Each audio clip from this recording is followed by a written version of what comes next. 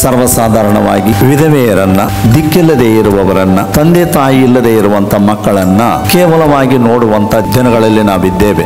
ಆದರೆ ದೇವರ ವಾಕ್ಯದಲ್ಲಿ ಏನು ಬರೆಯಲ್ಪಟ್ಟಿದೆ ಅಂದ್ರೆ, ವಿಧವೆಯರನ್ನಾಗಲಿ ದಿಕ್ಕಿಲ್ಲದ ಮಕ್ಕಳನ್ನಾಗಲಿ ಬಾಧಿಸಬಾರದು.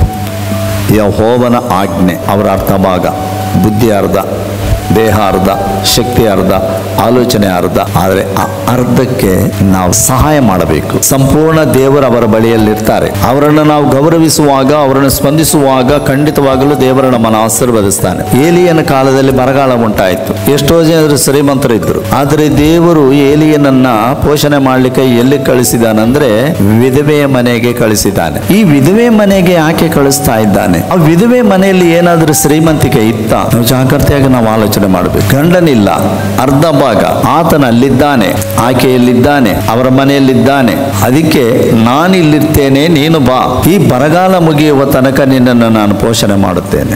ವಿಧವೆಯರ ಪಕ್ಷ ಆತನಿದ್ದಾನೆ.